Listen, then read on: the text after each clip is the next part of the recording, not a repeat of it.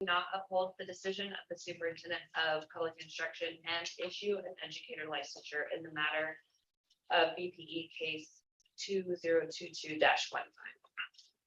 Is there a second? I'll second that. It's been moved by Board Member Headland and seconded by Board Member Hammond that we not uphold the superintendent's recommendation. Rather, we issue an educator licensure in the matter before us. It's not appropriate to call for public comment, but I will call for board member comment. Is there any further comment from board members?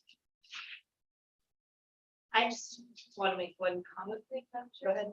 I just want to say, I appreciate you taking the time and for meeting with us and for your honesty. And I appreciate your work in education and hope to hear and see great things and hope that you continue in our profession with honor and integrity.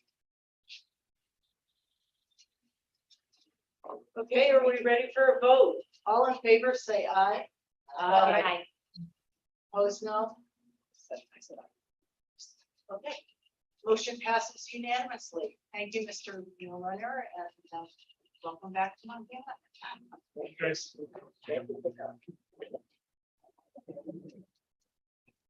Okay, Madam Chair, I'm just asking me, sorry, take a quick pause. There are some folks that had to kick out of the meeting when they tried to join during the closed session, and it's not letting them hop in right away. So you can take a minute. We're gonna take a 1 minute. 1 minute tech break.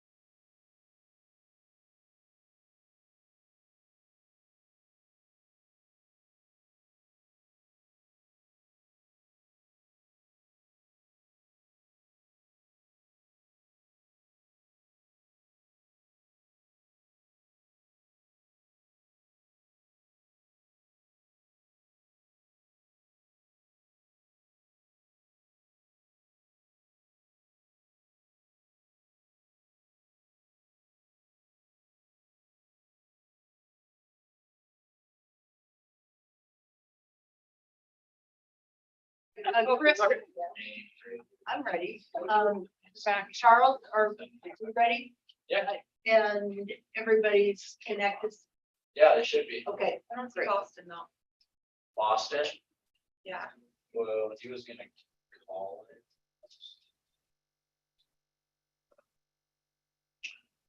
Thank you for being technologically Chris? able and communicative. I unmuted. We're all unmuted. Oh, okay, great. All right. Welcome back to the Board of Public Ed meeting for those of us who are, for those of you who are rejoining. We're on item 15 and we have a student engagement panel that has been put together by the board's student representative, Charles Fox. I want to welcome the panelists, and Charles, why don't you kick it off by introducing the members and letting them further introduce themselves, and then we'll go to questions. Awesome, thank you, Madam Chair. Before we get started, I'd just like to thank McCall Flynn and Kelly Elder for helping me set this up. They offer so much help and support. I definitely couldn't have done it without them. But coming into this job as a student representative, I didn't want it to just be about Charles Fox or Helena High or what's going on here. I wanted to give the board an opportunity to not just hear from me and hear me talk. So obviously, a really diverse group of students from all around the state is made up already through the MASC board.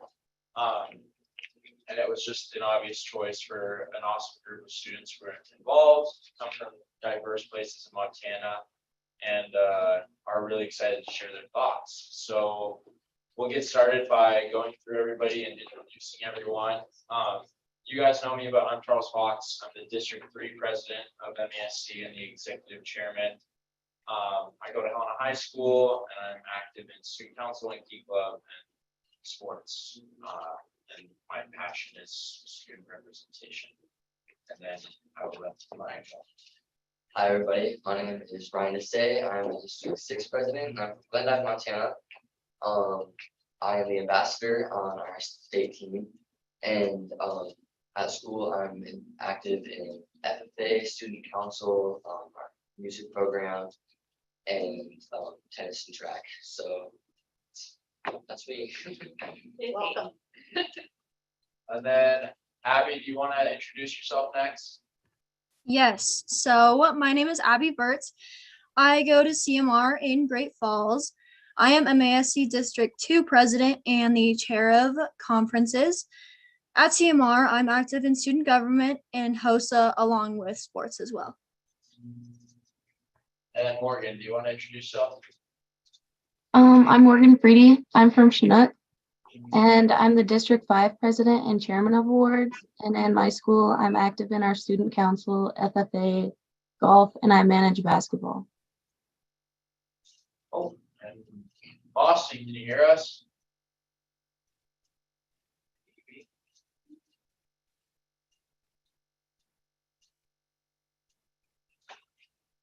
One more time, Boston, can you hear us? Yes, I can. Yay! Austin, we're just taking, do you want to introduce yourself? Yeah, I am Boston, and I am the current president of District 4 from Red Lodge, Montana. Awesome. So that is the MASC 2022-2023 board. And I'll turn it back over to you, Madam Chair, to get us going through some questions. Great, thank you. The first question that we have a couple, first two questions we want to ask her about mental health and mental health resources and challenges. So let's start with, do you feel students are struggling with mental health challenges, and maybe talk a little bit about your perceptions about that? And just so you guys know, if the people online, you guys can hop in at any time. And don't be afraid to speak up. But I'll start with this first one. Personally, I think COVID was super hard and people felt isolated. And I do feel like students are struggling. And in a bigger school setting, I can provide a bigger school setting. I think people feel lost on the ground and are struggling with that portion of it. Yeah, I definitely agree. I'm from a much smaller school, but I think that it's still like on a pretty major level. There's lots of sorry, what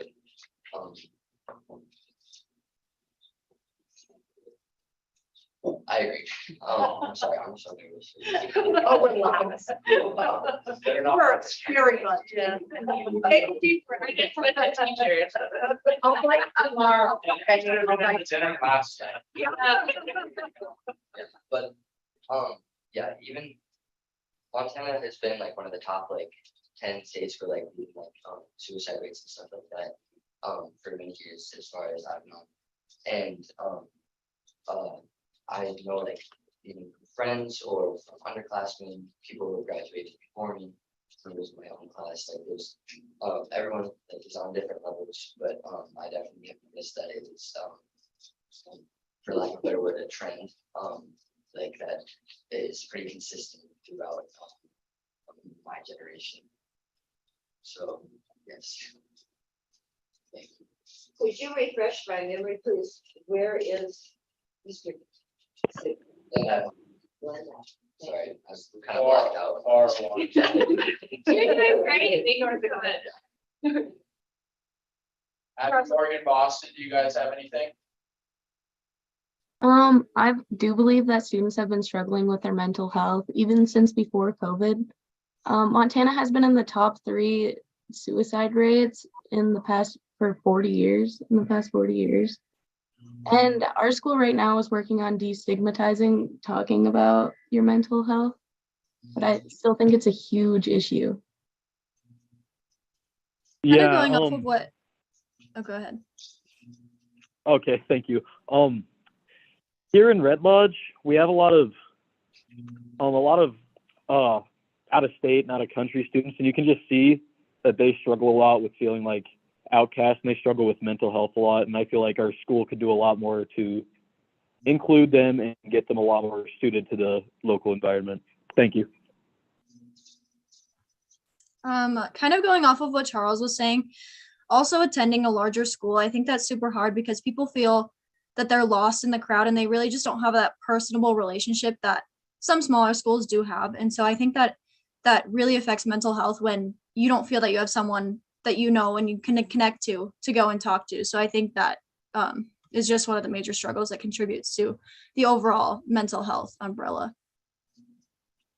I'd like to add something to what I just said. Also, in our smaller schools, I think you've been with the same people since kindergarten and you've known them for your entire lives. And I think it's hard for people to see like them struggling in that sort of way. And that's another one of them. Morgan, I just wanted to ask a follow-up to your comment. Can you tell me, you said that your school's working on destigmatizing mental health. Can you tell me how you're doing that? So we have SOS training every year, and we did have a county health department nurse, our county health nurse, come and do that because she was trained for it, but we don't have one right now. But I think our counselor is still working on getting more classes and trainings. And usually at those, we have a paper that kids fill out, and they really don't have to do it, and the parents can opt their kids out of the entire training. But it has been said that just from that, there has been kids that have reached out. And by the SOS trainings, we've had success in other kids knowing what to do to help their friends. Awesome, thank you. Dr. Tharp might be able to help you out with some of those trainings, just so you know. I'm gonna throw his name out there. Member Rackford. Oh, sorry, I'm not. Do you want to say something? Yeah, so Brian's relaxed. I'm from Savage. The other guy back there's from Miles City. Eastern Montana has your back, so nothing. And similar to what Morgan just said, in Sydney, I taught QPR training to all of the students in the health classes. over the course of a couple of days. And I'm working with board member Helena, the same thing over at her school. But then I haven't worked out the details. I haven't discovered all the details about it yet, but Sydney High School just implemented some mental health screening. And then based on the results of that, and they're doing everything they can to make sure that students are comfortable with it and parents understand, and it's confidential. But of course, you have to have that go to somebody and identifying somebody who can receive that information and then act accordingly and get students. And that there's some sort of way that it quantifies the risk levels for students and then identifying and then getting them some services right away. So I guess to the students, is that something that you guys would feel comfortable filling out? Being able to respond? I mean, it's got to be similar to what you already do with the youth risk behavior survey, but understanding that based on your answers, you may have somebody following up with you. Is that something that students are looking for, or would they not answer? Is the youth risk behavior, is that survey is something that's done throughout every school? Because Helena High has a survey that we do every year. It probably takes about a minute to fill out. And it's, yeah, so Helena High has a survey that takes about a minute to fill out, and it asks questions like, do you feel safe at home? Do you feel like the teachers respect you, care for you? Is that the one on the little yellow sheet of paper? No, it's online. Oh, okay. It's digital, and Yeah. they say take it seriously because people will reach out if you are, if you're saying no to these questions and showing signs. So it has been implemented at Helena High, and I would say that for the most part, people take it seriously. And I think that people like our counselors who will come to talk to you about it just because they don't know.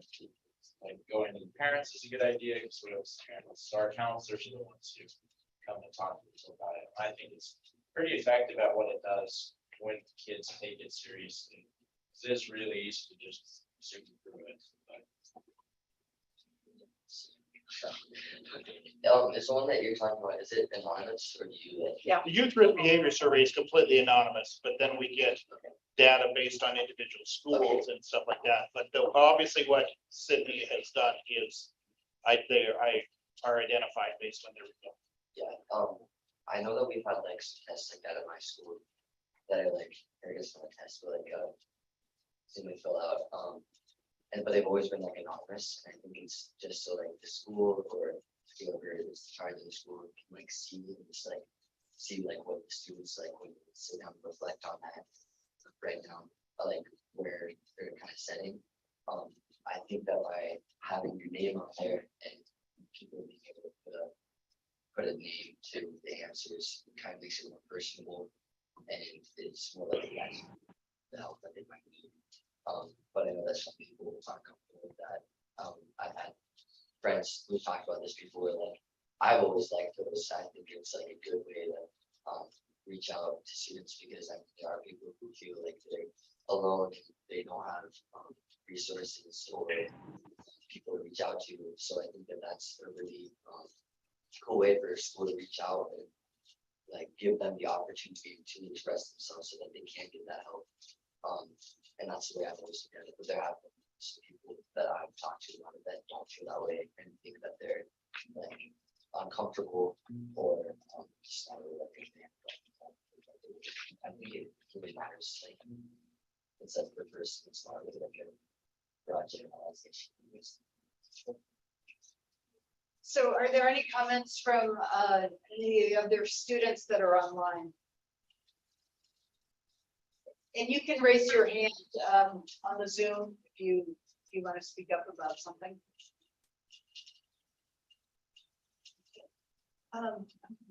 Next question. Okay, so can you talk about whether you think your school or schools in general have adequate resources to support students that are struggling, and do students know about the resources that are available to them? So they know how to access them.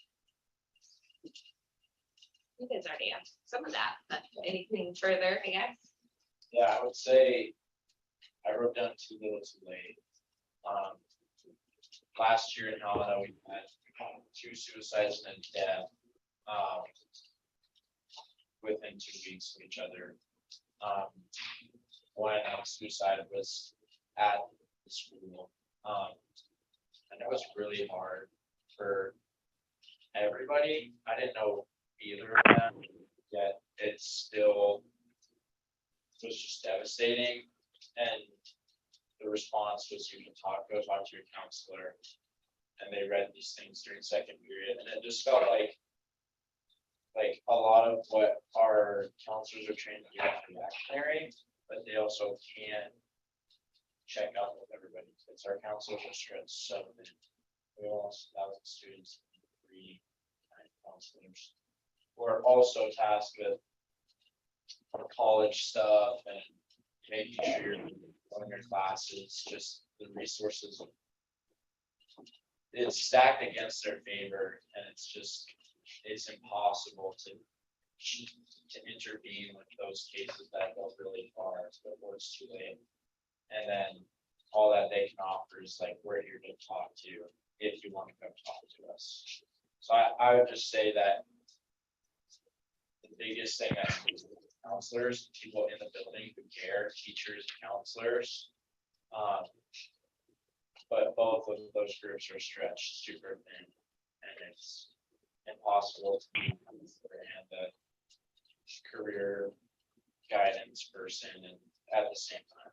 So Yeah, at our school, we have a counselor as well. And we also have lots of posters around the school with numbers to hotlines and people to reach out to, just like lots of like econ stuff like that, you know, like and I feel like we do have really adequate resources, and I feel like everyone knows that they're there, but at the end of the day, you have to make that choice to go out and seek that help and get in contact, and like that is something that's easy to do, but the schools can throw it in your faces, like seek that help, which I know like at a bigger school, it's obviously a very different situation. In a school that's only about 350 kids, and like I'm sure our counselor has a lot on her plate as well. But there are resources. So I think we do a good job. And at the end of the day, it's a two-way street though. Abby, can I call on you? Yes. I don't know that much about our like mental health resources. I know that we recently, as of this year, brought a psychiatrist into, like, hired her at CMR, and so she's always there, like, in-house. And I know that they went into all of the freshman history classes at the beginning of the year and kind of talked about her role and what she would be doing and how she can help. But other than that, we have our school counselors and then that psychiatrist. Other than that, I just don't know that much. How would you answer the question?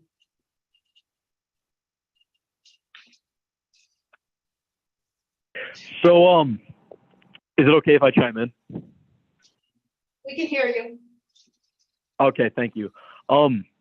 So here we have 2 representatives from a certain group. I don't remember their exact name, but they work a lot with mainly with victims of depression, anxiety, and anybody that's affected by it, any collaterals that have been affected by suicide or even domestic violence. Well, they come in once a week in each of our health classes, and they sit everybody down, and each time they have different activities, whether it be group bonding or just talking about the issues that people go through in terms of mental health, to try and bring it out more to the light. And they're really, really good people. They make it really easy to understand and really comfortable. Morgan, is there anything you want to add? We just have the one counselor now. I think our clinic has licensed psychiatrists that people can go to if they reach out. But other than that, we just have the yearly trainings, and we usually get pamphlets with information in it, and we have TVs in our hallways that display the hotline number and other resources And that's about it.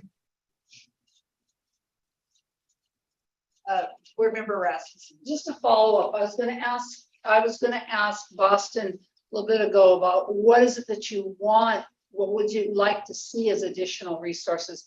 But I guess I'll change that question to too broad and I'll say, who is it that kids want to have available that they would like to be able to reach out to?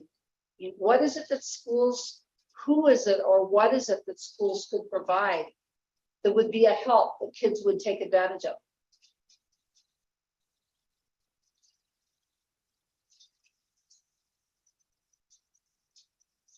Is that to boss? So, any of you guys, Boston, Morgan, Abby.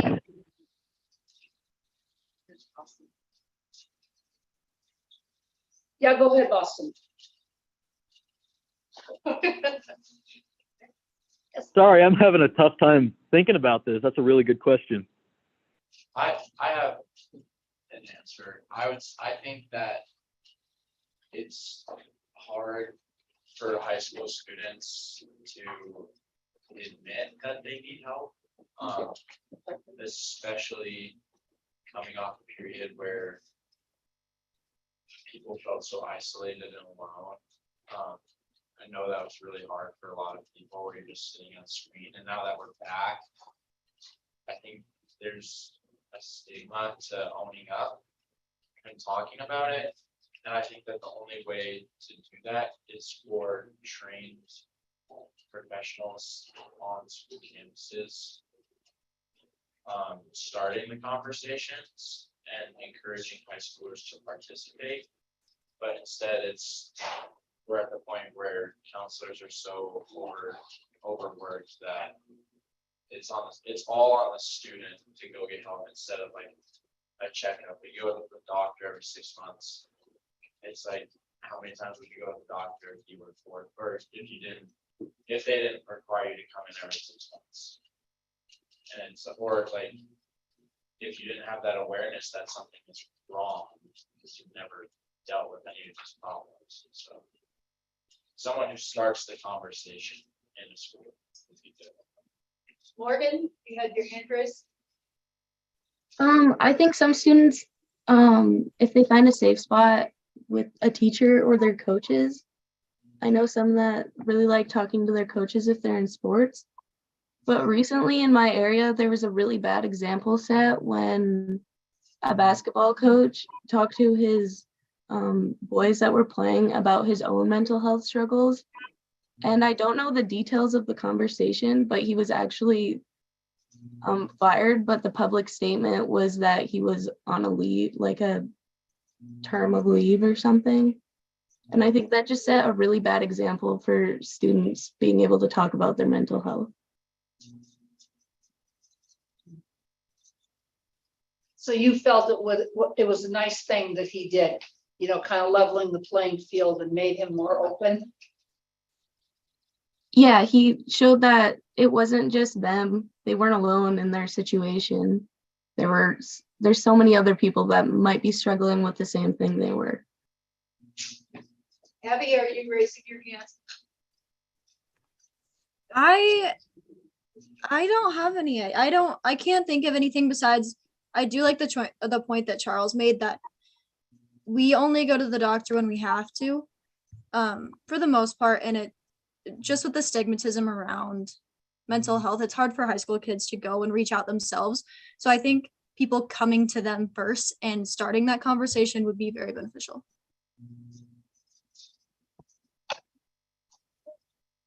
Could we move to the next topic, which is related to proficiency-based learning? Have you had experiences with proficiency-based learning, and what are your perceptions? That's the question we have. The board is spending a lot of time talking about this now, as our other educational players. So.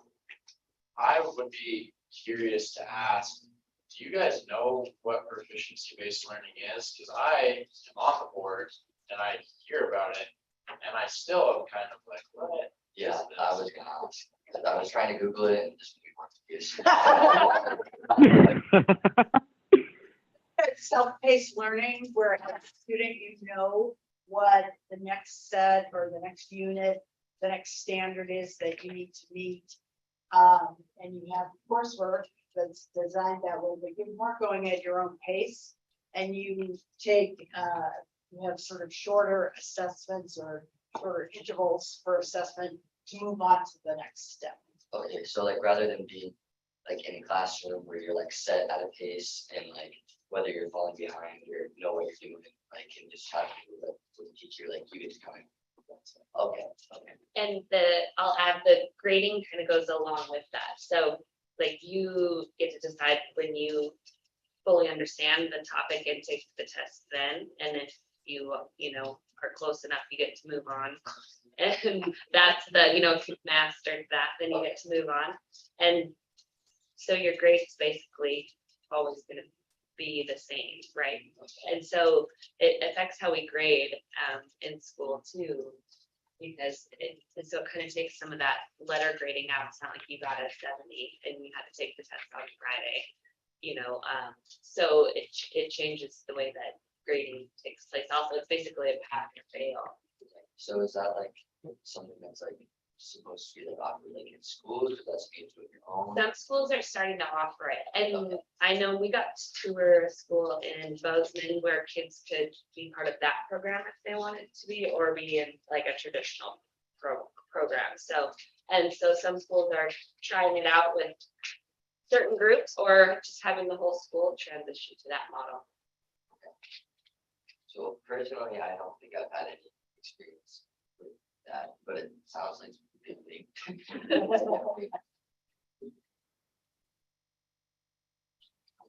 I have not personally had any experience in Helena with proficiency-based learning.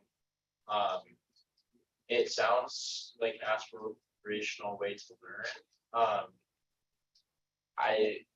As someone who's motivated by and this is terrible, but it's just the truth of our school, motivated by grades, and how do you keep pushing a kid who's smart, but maybe not as motivated as someone who wants to learn? I know kids who could easily be in a higher math class or a higher English class, and they're just taking the easy road. How do you get them to keep going when it's at their own pace, when they could be so much further ahead if they had a little bit of shove? I don't know. So that's just one of the problems I see. But for someone who, in a time when it consistently seems like more people are falling behind the standards we set for ourselves, I think proficiency-based learning would be a good thing, where our classmates are allowed to go at their own pace and really, instead of focusing I really want an A, I've mastered this concept, I know how to do this. And it's definitely would be a more effective way of learning the material instead of chasing A's and B's. So would this have any types of deadlines and stuff, or is it 100%? I mean, what about, is it out of the typical school year, or is it year round? The model we saw was a typical school year. Okay.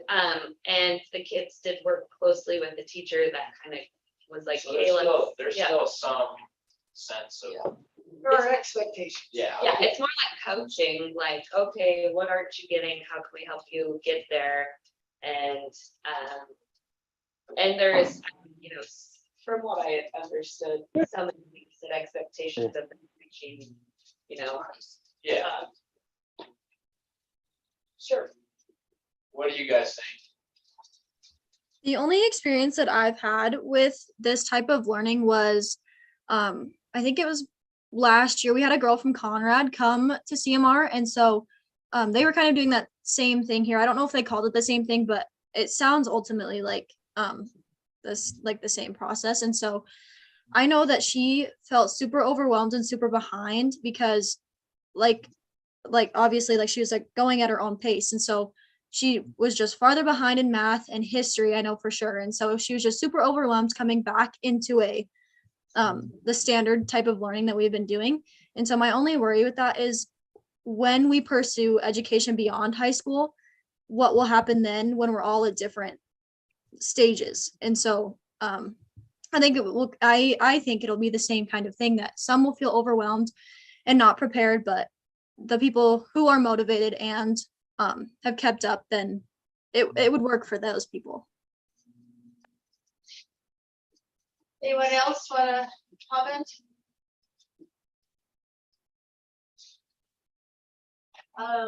Let's go on to a question about career and technical education courses. Why do you think access to career and technical education courses is important?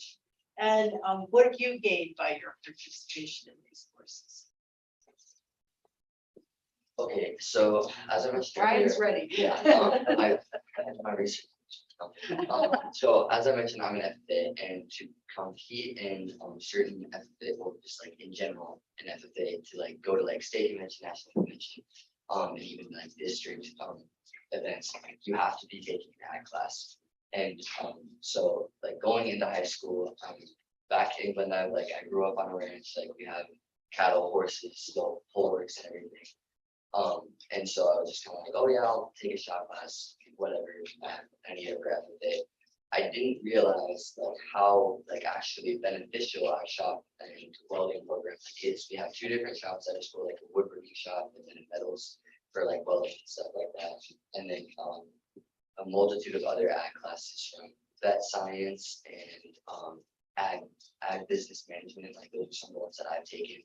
And I think that it is like super important, especially if that's like something that you're looking to do, or maybe like you're like me, just taking it because you need to for a club, and then you get your eyes brought into like, wow, this might be something I am interested in. And or maybe you'll take it and be like, well, this is something I'm interested in, but I'm glad I tried it out.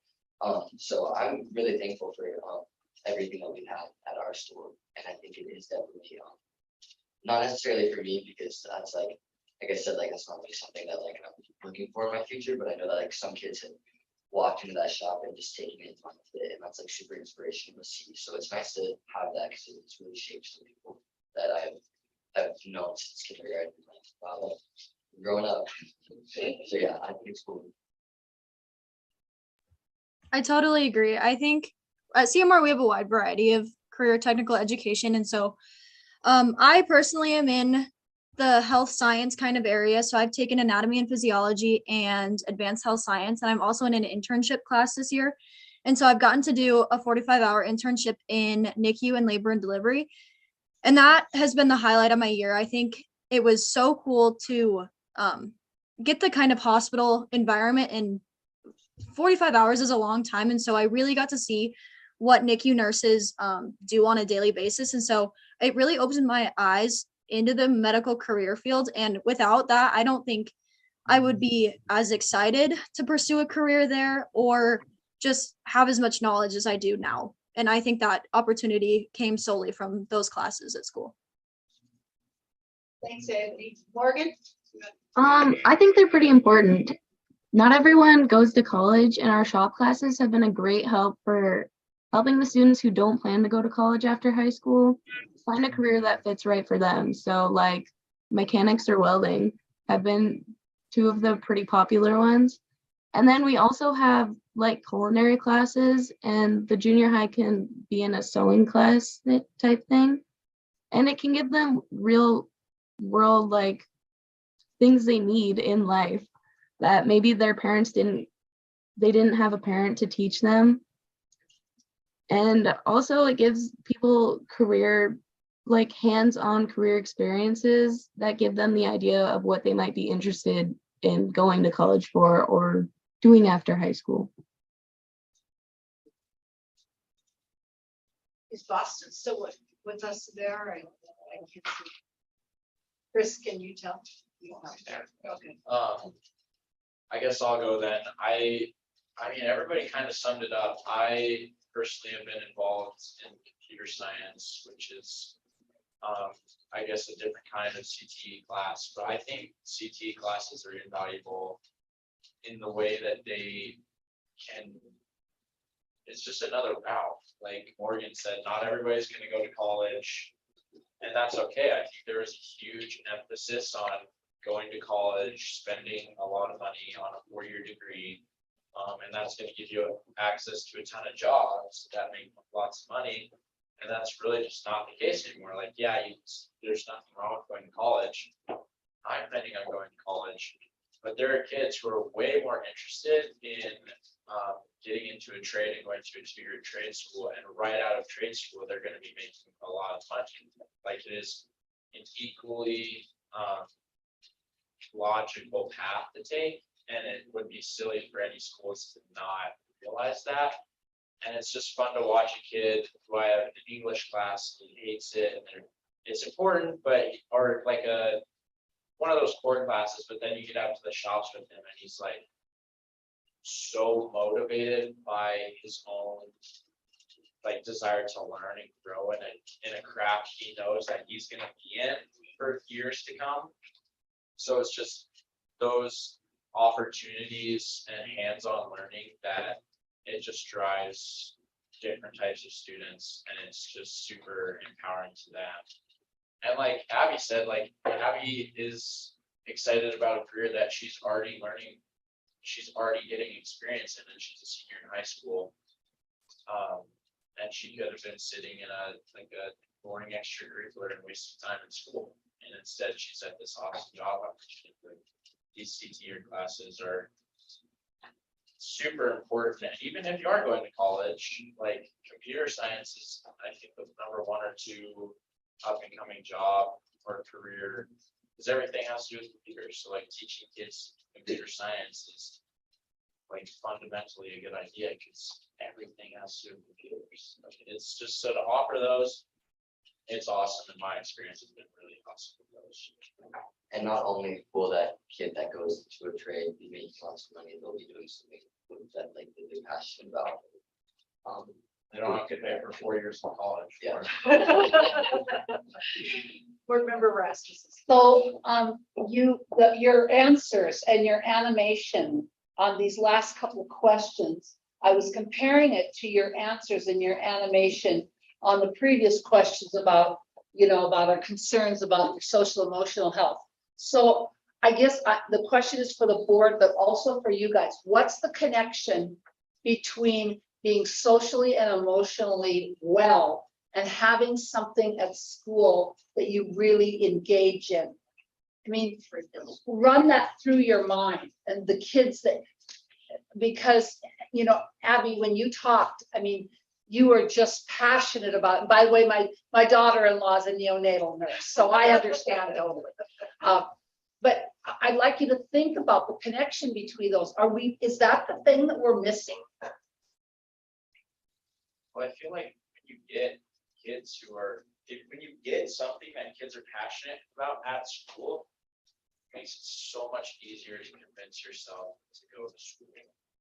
Like when kids don't have opportunities to learn or do something they care about, and that's going to impact their future, it feels pointless.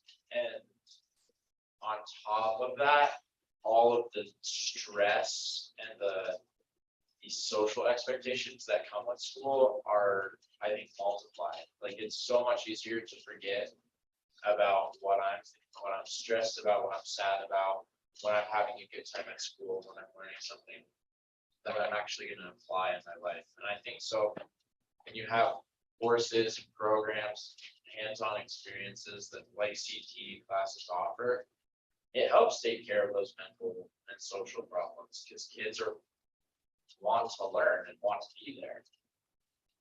Yeah, I definitely think that having an area to express yourself and where you feel comfortable and safe, like at school, is definitely something that kind of turns into onto your like motivation, and definitely pushes you. I know like for me, like if I did bad like on a test or something, my 7th period is choirs, I get there, sing my little heart out. The principal told me we were supposed to give you a guitar and listen to you sing. Very talented. Bring them along. I did on the trip, I don't have it with me right now. Oh, dude. I take it 80% where I go. Good. Lifelong skill. Anybody online, Morgan or Abby or Boston, if you're there?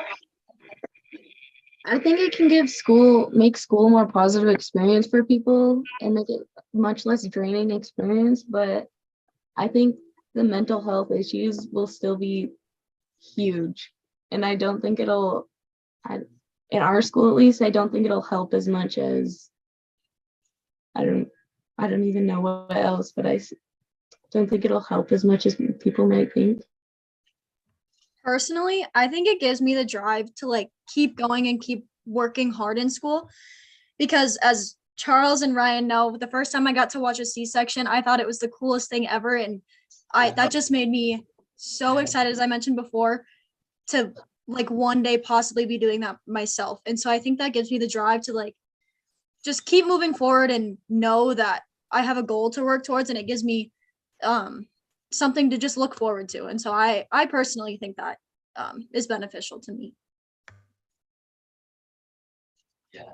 I'll just add, I think involvement in CTE programming it gives another opportunity for a positive relationship with an adult that cares a lot about kids. And that positive relationship can be that safe space for a kid who needs some help. And often is the safe space for them. So may not, the motivation and all of that, but just another positive relationship with a caring adult is absolutely key. And I think that sometimes, the people make the place, and when you are in these classes. Spencer say that? Did Mr. Johnson tell you that? Oh, okay. But I mean, when you are involving yourself in these things because it's something that you're passionate about, you're meeting other people who share that passion with you, and then you're kind of able to get, like we talk about like how it's easy to feel alone, but when you're like you're meeting people and making memories like in class with these people who share the same passions and interests and drives you, and you get kind of like more of a feeling of like togetherness, and I'm sure it makes you feel less alone. And so maybe it's not that deep, but I definitely believe these classes benefits and are working in ways that we don't see. We want to give you each a last chance to answer this question, which is, what do you see as important topics in education right now that the Board of Public Ed should focus on?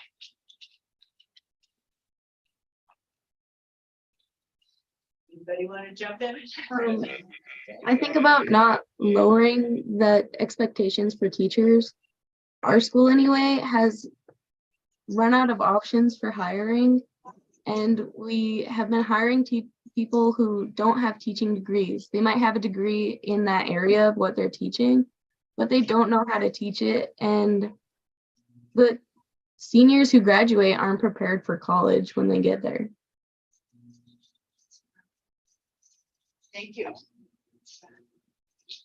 If I had to rank them, I would say the mental health of the students and teachers, and also supporting students and teachers, especially teachers. We hear so much about rural teachers who are just, I can't even imagine being or going to live in a place where you don't know anybody and it's tiny and there's nothing. So supporting them and helping them. And I would say uphold standards. I don't know if rigorous is the right word, but I would say uphold students' standards. But at the same time, create an understanding environment that accepts people's differences and works to give all the kids the shot they deserve, I would say. So I don't know what you would call that. I have no clue. Call that the right thing to do. Oh. Ryan, you want to jump in?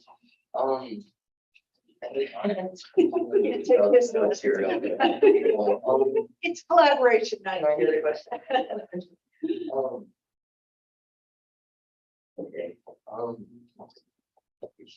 I think that obviously like what we've been talking about is like important, and just like, I think it's so cool that we got to like do this and like have like a whole panel of people who have very different experiences. Because as much as Charles loves Helena and everything, it is I'm so glad that he got to do this so that he could reach across Montana and get these perspectives and different aspects from all over. And I think that moving forward, just working together to achieve a way to hit all of these aspects and just kind of like make it better, whether it be in helping with mental health or in improving all these extra classes and like making them be taught to like their full potential and helping students realize their full potential, but then helping teachers, because I mean, it's not just the students that get drained and struggle with their mental health. I mean, it affects the adults just as much. And I'm sure like being a counselor, having to hear from all of these students every day about how depressed they are or how much they hate school, that's gotta take a toll on them. So I mean, just like you said, creating an environment where people can feel safe and not only understand each other's differences, but celebrate them. And I don't know, just forming community, I guess, is what I think would be a good topic and important right now for everybody. Abby? The only thing I would have to add is that oftentimes we focus on students, which is, there's nothing wrong with that, but I do also feel we need to look at the teacher's perspective, at least CMR anyways. Obviously, we've been hearing about teachers are underpaid, overworked, but we really truly see that at CMR and some of the teachers that it's actually really sad. You can see that like they're burning out. They just don't really have the passion for teaching anymore. And I don't fully understand the reasons for that, but it's just really sad to see them kind of just filter out. And so I think focusing on the teachers, I don't know what we could do to keep that passion up, keep them in the schools. And yeah, I more teacher appreciation things, but I just don't know what that would be. All right. All right. Thank you so much. Charles, you want to wrap it up? Yeah, I would like to say thank you to Morgan, Abby, and Brian, and Boston for a little bit, I guess. These guys get so much done around the state. The bounce back in MASC, Abby helped plan most of the conference, so just a huge round of applause to her. She did an awesome job with that. But these guys do so much, and it's been super fun to work with them. And thank you guys for having us. Thank you.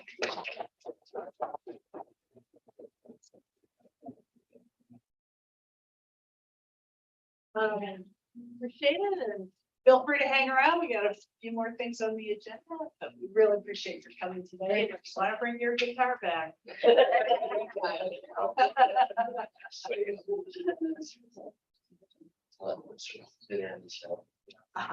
Why don't, hey Jay, we're gonna give you a pass.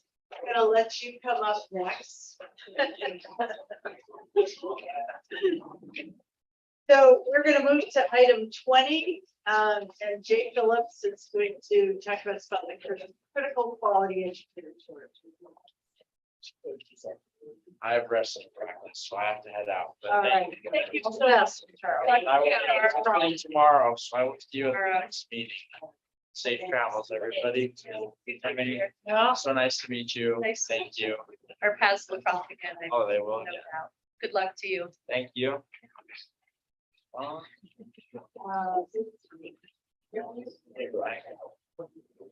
See you guys.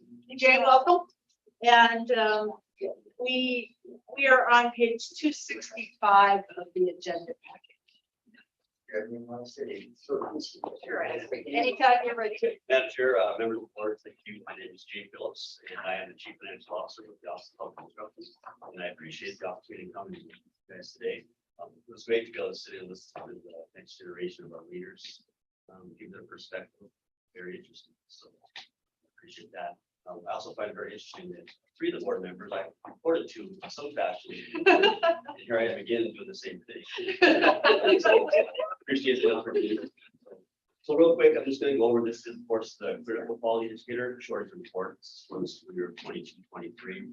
This is a report that will track this together in the year, and we send this to the Board of Public Education. And so we want to send out a quick thank you to Maddie Murphy. She was one of our data team who helped pull a lot of this together. My other team also helped out formatting. I'd say I'm more of just a lucky guy, and I don't really consider this a pass because I didn't get to be chair, and so we'll still go through this. So I'll go ahead and start on the first page. Report just goes a little bit through kind of the background of what the requirements for Board of Public Education outlines, really kind of what the quality educator, what the 20-4-502 represents for critical quality educator shortage areas. It does talk a little bit about the quality educator loan assistance program, and for those of you that may not know, there used to be a program at the Office of Commissioner of Higher Ed for years that teachers could actually apply and receive loan assistance for their student loans they had with their teaching profession. Back in 2019, the legislature did stop funding on that, but they did continue that back in 2020. We hope at that time to get that over. In the last year, a couple of years, OPI has actually, we had a $500,000 appropriation for each year of the biennium. In 2021, we distributed just a little bit over half of it. Both 20 and 21, we did not fully spend the appropriation. I think part of that was that as the program got traction, the teachers started to recognize it was available. We started to see more come through. This last year, we actually sent out all of it except for about 46,000, so $452,000. I do want to mention that there actually is legislation right now. It's Senate Bill 70. There is a proposal that they're trying to actually amend the current law that they are reducing the requirement that a teacher has to be working in a critical shortage area. So currently there's two levels of that. They have to be working in an impacted school, but then they also have to be in an identified critical shortage area. So of course, that means that if somebody, a teacher comes into school, they're endorsed in science, but the school has identified math as critical shortage area, then the current program would make them eligible to receive that loan assistance. But the new Senate Bill 70 actually removes the critical shortage, so it's just that they have to work in the impacted school. So we do anticipate that there's going to be more participation in the program, which is good because, as we all know, throughout the state, we hear that the teacher shortage is an area that we absolutely have to address. It did actually go through the initial Educational and Cultural Resources Committee, the Senate. It did pass, so we'll be heading over to the House here. So hopes is that that will continue to traction. So I think it's a good program. A lot of the teachers that spoke with, for perspective, average I think is about 15 that got denied because they didn't work in a shortage rate. So we have about 15 teachers annually now that have qualified. So I've absolutely seen some teachers out there. The next page, on page 3, of course, we talked about one of the criteria for the program is that there have to be in an impacted school. This does list out. I'm not going to go on this the actual requirements, but it is listed in NCA 24-502. You guys can go through that. And then the other piece, that critical criteria for a quality educator shortage area. Again, that is a specific license or endorsement area in an impacted school in which in any of the 3 immediate preceding school district areas, the position was filled through the procedure set forth in 1927-32, which has the employment of retired teachers. The 20-4106, that's the class 5 provision certificates. Or the 24-111, that's the emergency authorization. Again, those are the primary categories. This report actually, the data that's reported to OPI will be included in the report itself. The methodology for identifying the quality educator shortages. Again, we've gone through over the years, we've been consistent of how we've done that. We've looked at the employment of retired teachers. Again, in order to employ a retired teacher and not impacting the teacher retirement benefits, the school district must file a request with the teacher TRS system. TRS must provide an OPI report all of the approved requests for the past 2 years. So that's the basis of that. The class 5 provisional certificate. Again, that's part of our, it was, my apologies, it was emphasis. So you know that we do have a new system called Teach Montana. So we placed the new licensure system. But that licensure system database contains information on Montana quality educators that have been issued provisional certificates, which includes endorsements specified. All quality educators issued a certificate for the past 3 years. For national current team system, again, that's another system that OPI utilizes like information for the field. to determine which schools employ these quality educators. Other categories, the emergency authorization. Again, these are contains information on Montana quality educators issued an emergency authorization. This includes the endorsement specified. All quality educators issued an emergency authorization for the past 3 years will match the current team's data to determine which schools employ these quality educators. The other category is there's fewer than 5 candidates in the main date of 30 days. So another category that schools report to is if they had very few candidates in their application form. So that's again a consistent challenge that the school districts have actually had. We're trying to improve their efforts.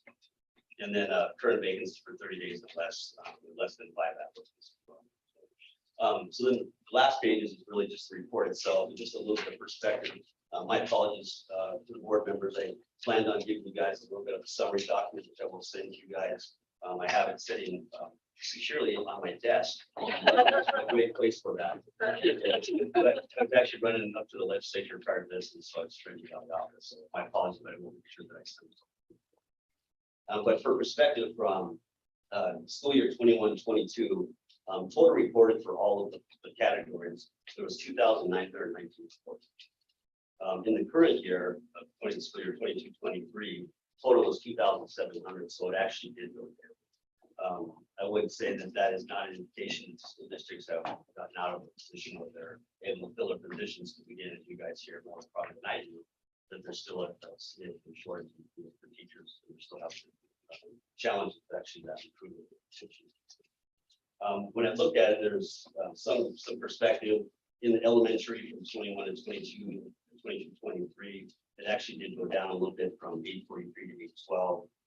High school is kind of interesting. I think that's what the significant portion of the reduction was from 21-22 to 22-23 was down from, sorry, 21-22 was 1,001 and 22-23 went down to 872.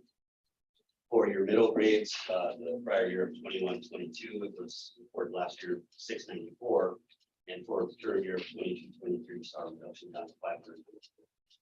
And then there is some schools that report on what they call the system level, and for that we actually did see an increase in that area from 21-22 from 3 to 1. So the current year of 22-23 to 417.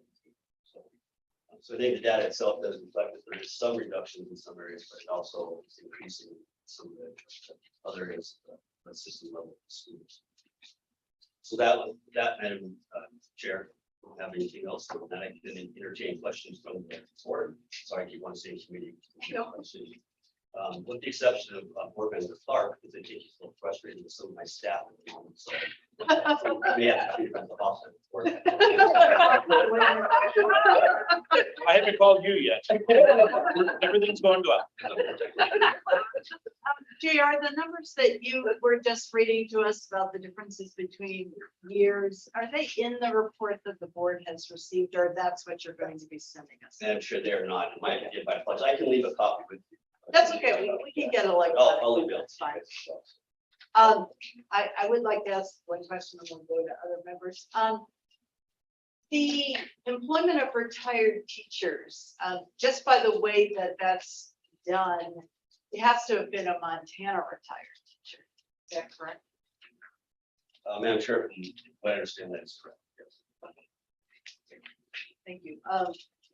We're asking some other questions. I love this report. Last year when I came on the board in January, I asked for it because I picked it apart. I really like it.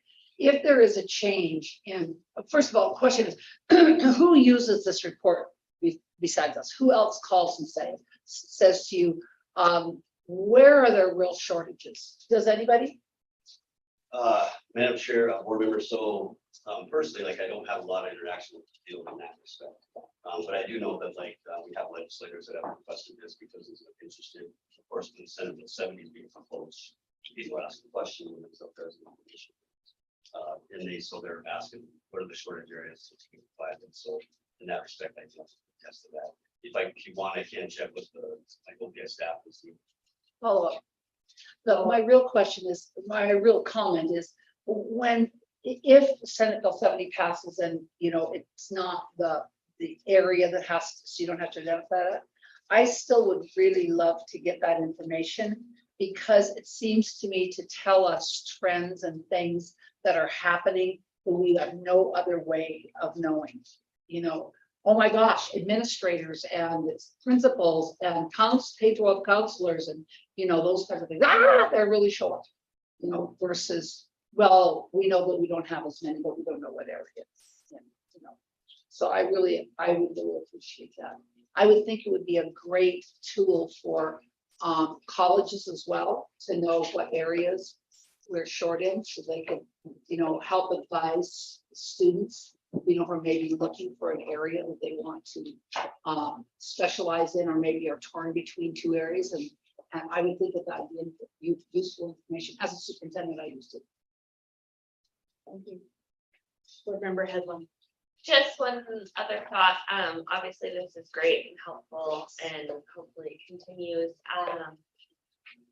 I think right now, a lot of us are struggling with hiring our classified staff. I know a lot of us are helping out in the kitchens and having a really hard time finding custodians and things like that. And I think it all has to do with the crazy job market right now. And, you know, it's hard to compete with Town Pump and some of those places when they're paying such high wages. So it'd be interesting to see if there was anything we could do to support schools or to make those positions attractive, or some kind of incentive or bonus, even if it was maybe education or something like that in the future. Board Member Clark. As you're talking, Jay, 5 applicants, it's been over 20 years since I can think of having up to 5 applicants for any one job. That's always been the case for me. It's been a long time. But you mentioned the retirees, and I just pulled it up. I see House Bill 117 went past state administration on a 19-0 vote, and that bumps up how much you could make of retirement up to 49% of your last, rather than 33%. So I'd be curious to see if the working retirees is going to go up, because I know that percentage there, it can keep some people out of the field. And then also the number of years that working retirees can come back too. So that'd be interesting to see, as Renee was saying, tracking those numbers into the future and what impact those actions of the legislature have on our recruitment issues. Because if there's no new teachers coming out of the system, all you can do is keep recruiting the retirees back in. Madam Chair, board members, yeah, absolutely. We've been tracking those, especially with the retirement system related to teachers, and absolutely think that was the benefit. Help us as well as, yeah, you guys are well aware that, you know, there's often times when there's opportunity for retired teachers to come to the OPI, but they get the restrictions that are currently in place. Board Member Rasmussen, do you have a motion on? I do, if you are ready. I think so. Any other board member questions or comments? Madam Chair, I move to accept the critical quality educator shortage area report and authorize publication by February 1st. I'll second that. Okay, it's been moved by Board Member Rasmussen and seconded by Board Member Headland that we accept the report from OPI and that we publish it as required by law by February 1st. Any further discussion or any public comment? Start there. Okay, and any further discussion from the board? All in favor, say aye. Aye. Opposed, no. Motion passes. Thank you very much, Jay. Good to see you. Thanks, Jay. Madam Great Chair, to meet you. thank you, and congratulations both of you roles. Thank you. Thank you. Sure. Yeah. Don't mean to be out of order, but some of the quality educator shortage is part of the Title II report that is done, kind of through OPI and through the educator preparation programs. We respond to critical shortage areas within those federal reports that we're all mandated to do. Typically, it asks math, science, special education, and ESL, but that is something that you can sort of work on. So is that Title II of the Higher Ed Act? Okay, That's nice. Thank you. yeah, that'd be great. Thank you. It was out of order, but it was great. You want to delay the report. I do. Crystal, welcome. You are going to bring us across the finish line today. Here we go. Items 16 through 19. Perfect. Before we get started, board, I'm hoping that you have 4 documents that I submitted to Chris is the late Tuesday afternoon, titled, got here, Transformational Learning Qualification List, year 24. Transformational Learning Grant Requalification List, fiscal 24. We have all received. Yeah, both, of them, and then the advanced opportunities as well. So I'll be referring to those as we begin. Without further ado, good afternoon, Chair Quinlan and members of the board. My name is Crystal Smith, SMITH for the record. I am the program manager for Montana Advanced Opportunities and Transformational Learning Grants for the OPI. It is a privilege to join you here today to discuss these 2 grants and then propose some recommendations for the 4 action items that we have. I'd like to start by providing a brief overview of the Transformational Learning Grant. The grant is currently in its 4th year of funding, which means that the 13 initially funded districts are in their last year of qualification and funding. Per House Bill 89, formerly known as House Bill 351, the Transformational Learning Grant is intended to provide incentive for innovation for discretion of local boards. In order for districts to apply for this grant, they must provide a board definition of proficiency that does not require seat time, a transformational learning strategic plan, and completion of a non-competitive application that also includes their board chair signature. In the first 2 years of funding, applicants were ranked in a first come, first served method. And in the final 2 years that we've just finishing up, the lottery system operated by Carroll College Math Department has ranked the newly applying districts, along with those districts that are currently funded that request increase of FTE. I'd like to thank Executive Director McCall Flynn for joining me on Tuesday to serve as a witness for this process for the fiscal year 24 applicants.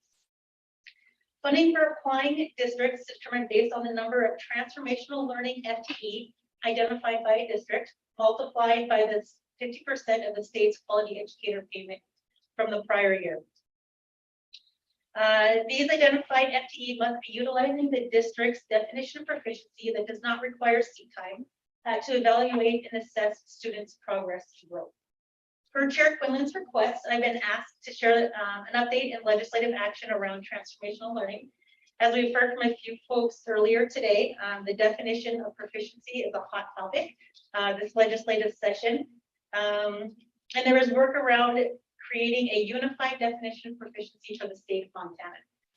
I've heard that Senator O'Brien is looking to carry Senate Bill 8, which will clean up the current transformational learning bill, as well as include the definition of proficiency that does not require seat time in a definition that several stakeholders I know have had input and drafting rights to that hopefully will help guide transformational learning in the next 4 years of funding. Another request from Chair Quinlan and the board is to share how the annual report data and information is shared around the state. So along with sharing the OPI, or using the OPI website to share the annual reports that are collected, I create and host monthly webinars and include and invite those stakeholders who are current educational leaders for transformational learning districts to share their implementation, their process, their challenges, and their next big steps in this process. Last April, Evergreen hosted an educational roundtable where we had several Flathead area districts join us, in which I don't want to take credit, but Whitefish has like both transformational learning and advanced opportunities, and they were there in person. So hopefully not only are we sharing best practices and what transformational can and should look like, it was also a good recruitment tool to get some more districts on board. I have begun creating monthly transformational learning spotlights, highlights that I put in the OPI compass, really reflecting around student agency, competency-based approaches, unwalled education, rooting, teaching in relationships, and personalization of education. And these 5 topics came out of a presentation to the Ed Info Committee last year, and I know Pat McCracken is really focused on these 5 aspects about what does transformational learning really look like. A new practice that I'm eager to begin this spring is to meet one-on-one with district representatives who are managing these grants in their schools. I'm sure you have not had time to review the annual reports, but some are done very well and very thorough. And there are others that definitely create some questions and some concerns. So putting on my teaching hat, I plan on working one-on-one and personalizing my support for these districts that are currently funded to really help them focus and grow their transformational learning plan. Madam Chairman. Yeah. Thank you, Crystal, for that. I made a note here, the variance of detail in the reports is shocking. So, yeah. So thank you for noticing that as well. And I think that's a great strategy to meet one-on-one with folks. Thank you. And then the final thing is I really looked at deep dive into the data and the programs. I know that when I meet individually with districts, they talk a lot about like, well, what is this district doing, or how do I get a CNA program in my school that's online, or what welding certifications are there available. So really looking at all of the data, compiling it into like maybe one page, just like one pager for districts to really look at that, and then identifying the schools that are implementing those programs currently to allow for district collaboration. Because I know that that's one question that I received from districts either that are currently funding and wanting to grow their program, or districts that are looking to apply. Like how can they get help with it from their peers around the state? So that's a brief overview of transformational learning. Before we get to the action items, I stand for any questions the board may have. Any questions from board members? Crystal, before she continues. Board member Lacey. In addition to the variation, thank you. I really liked the summary pages at the front of both of the reports. It was like at a glance what was happening. And I think that also is you'll be able to translate that into a one-pager or a clearinghouse or whatever you're going to do with that. So thank you. And when I looked at the applications, the question is, how has the no seat time definition transformed learning in your school? It's very small, and on some of them it's very hard to read. But when you read those are incredible testimonials to how advancing opportunities for students in their schools. There's some nuggets in there about how it's really changed their climate and their culture in their schools. And so thank you for whoever put that application or the report together, for asking the question, and for the school districts for responding so passionately about some transformations that they've been able to make. Chair Quinlan, board member Lacey. The annual reports came before my role for the OPI, but I did include that because I know that seems to be the continued question, right? So what works for Kalispell might not work for Dawson County High School, right? And what might work for Plentywood is completely different than the needs of Troy. And so I really wanted to give districts their own opportunity in their own words to say, this is why this grant is so important to us. Because I think that when we talk numbers and dollars and FTE and proficiency and everything else, like what it was intended to do really gets lost in the shuffle of the global spectrum. So I'm glad that you noticed that, and I agree with you that districts really took some time to passionately share why this funding is so important and how it truly is transforming the education of their school walls. Thank you. Board member Hedlund. Thank you. I have one comment. Yeah, I enjoyed reading them and finding some really cool things that they were doing. And one thing that stood out to me that I'm excited to share with my team also with my school is that I believe it was Arlie that is doing the Learning Hub course more than making the grade. And I thought, we'll have to check that out, because that might be a great, like the student said, a lot of people don't really understand what it means, and what proficiency based and all that means. So that I'm interested in checking out the course and seeing if that'd be a good way to introduce it.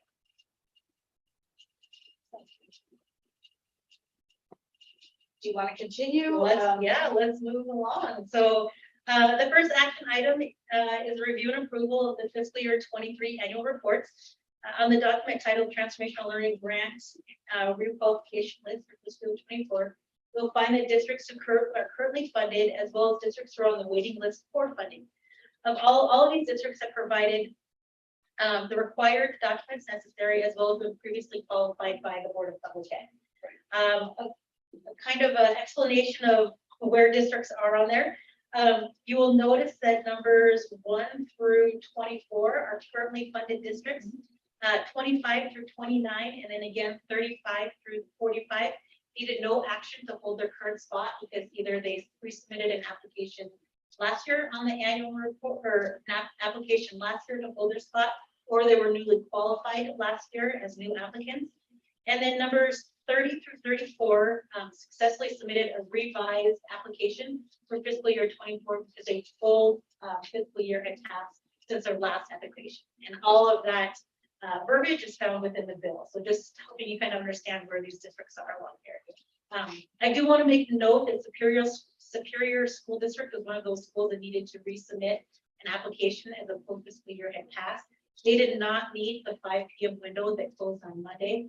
But their superintendent emailed me their documents that would qualify them at 6:26 p.m. that evening. So I just want to make sure that we're on the same page, that they didn't meet the window, but they have submitted their documents. So I want to make the board aware of that. So at this time, I recommend that the board approves and qualifies the districts listed on this document for continued funding and waitlist placement in the transformational learning grant.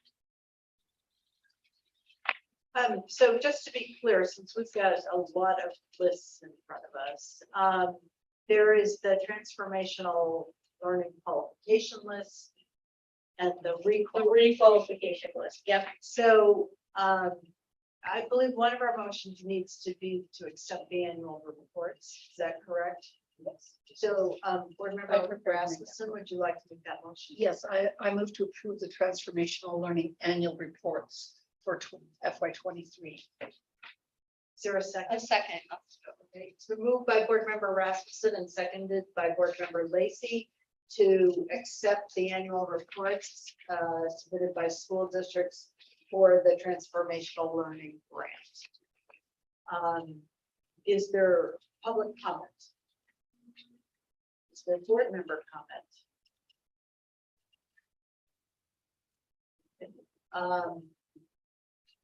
Seeing none, all in favor say aye. Aye.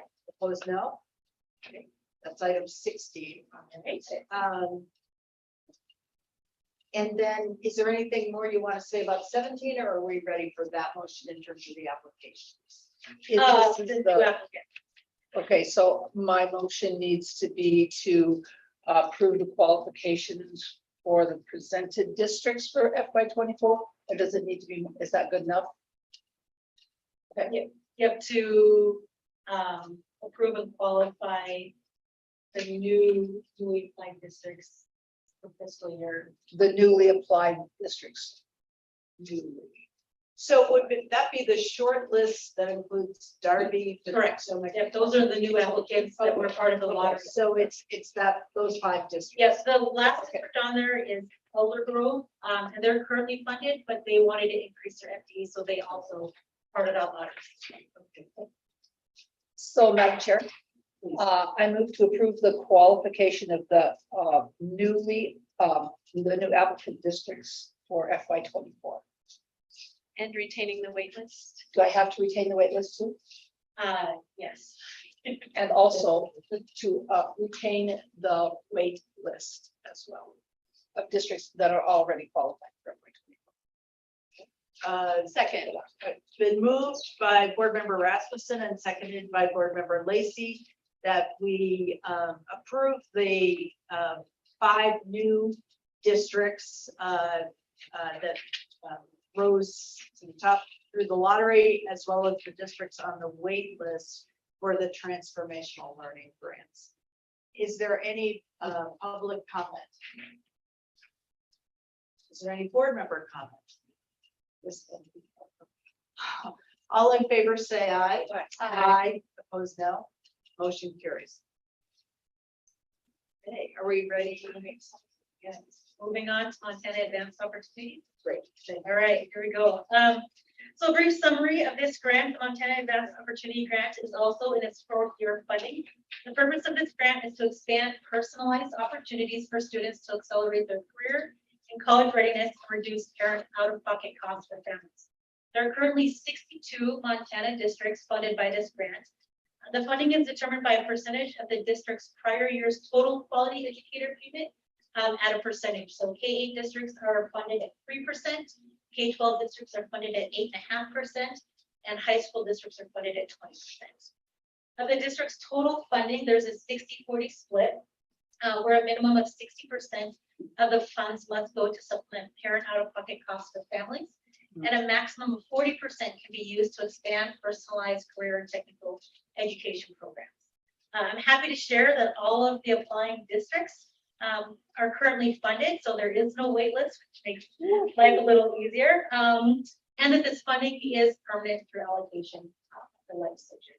In legislative activity, there is currently a bill draft that's titled LC 1912 that looks to increase the percentages of funding for qualified districts. These percentage proposed increases go from 3 to 4.5% for K-12 or for elementary districts, from 8.5 to 18% for K-12 districts, and from 20 to 30% for high school districts. So significant increase and hopefully incentive for districts to apply for this funding.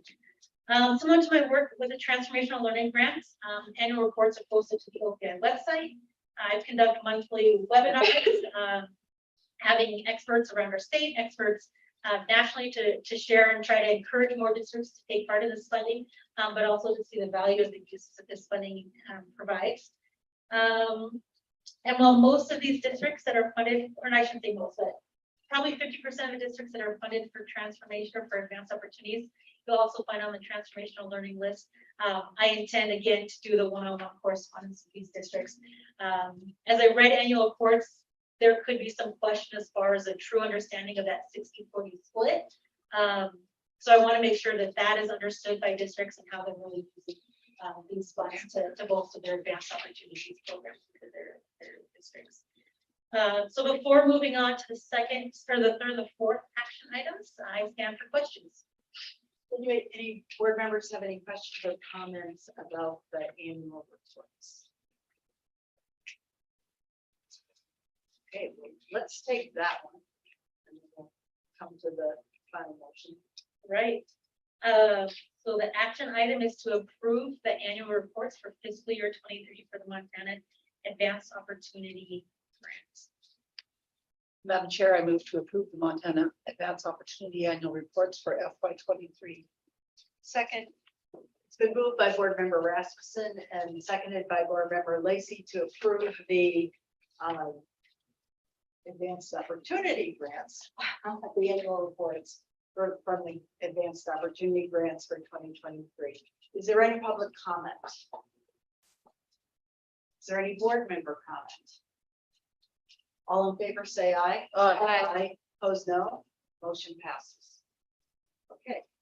So, you want to speak to us about the upcoming year, and then we'll take a motion on it? Sure. So finally, you will see a document that is Montana Advanced Opportunity Qualification List for fiscal year 24.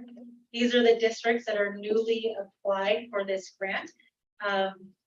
Montana Advanced Opportunity Grant is currently first come, first served. So those are ordered per the timestamp in the portal as applications were submitted. Anticipation without that these districts will all be funded because there is currently a surplus of funds.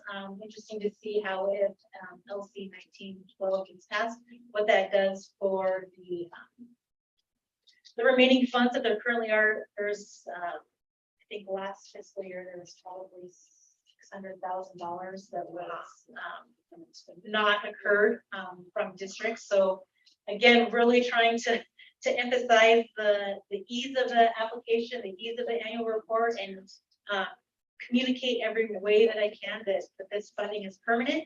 But we want districts to definitely take advantage of that. So those newly qualified or newly applying districts you will see, and it is my motion to approve these for funding for Montana Advanced Opportunity Grant. So we'll well, first let me ask a question, and then we'll go to what the motion needs to reflect. I'm looking at the requalification list for 2024, and Missoula Elementary's grant is partially funded. So were they at the bottom of the list and they got? They were, yeah, and not in this current cycle, but in a previous year cycle. The funding ended in between the two districts, and so they took the partial payment to apply for that current year. Okay. And then what's the significance now? They rank number 10, so they'll be fully funded and someone else might, at the bottom of the list, might. Yeah, and are you looking, I'm looking at the requalification list, so. for advanced opportunities? Yes. Yep, so, all districts are currently funded, and then these districts that are applying will be funded as well. Okay. Well, what, I'm curious, well, that was 2021. Okay, so we need a motion both to, approve the new districts and the requalification list. Yeah, just the requalification comes from the annual report approval, so it's qualifying the new districts. Okay. Board Member Rouse? I move to, please check, correct me if this does not work for you. I move to approve the qualifications of the advanced opportunity districts for FY 24. Second. Okay, it's been moved by Board Member Rasmussen and seconded by Board Member Lacy that we approve the advanced opportunity qualifications or the districts that have met the advanced opportunity qualifications lists for 2024. All those, well, I'm sorry, is there any public comment? Is there any board member comment? Board Member Tharp. Yeah, Madam Chair, just clarification, that's LC 1917 that has the funding for that. Okay, thank you. 1912 is a constitutional referendum on school choice. Nice. So easy. Say it again, Elsie. 1917.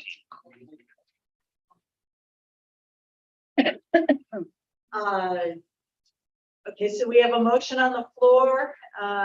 Any further board discussion?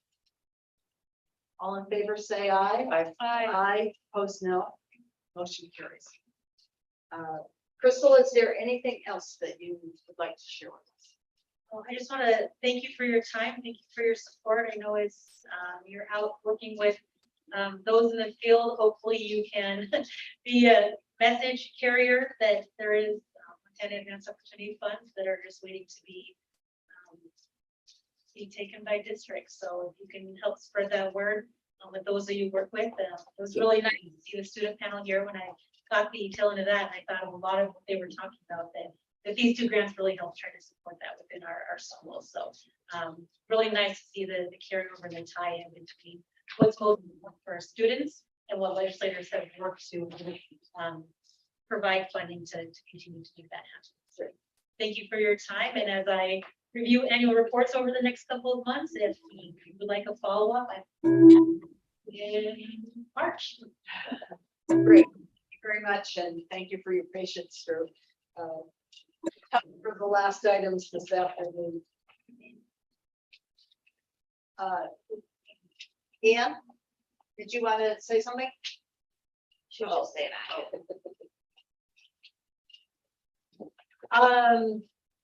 I believe that we have concluded our agenda items for today. Thank you all for your patience and your attention. Here at 4:45 on Thursday afternoon. I need to call for public. No, I don't. With that, we'll adjourn. We'll recess until tomorrow morning at 8:30. We'll be back here, and we'll pick up on the agenda then. So have a good evening, everyone, and thank you again for your work today. We're adjourned, or no, we're in recess. I gotta go. Let's go to recess. Right, it was my favorite. You try your thing really fast.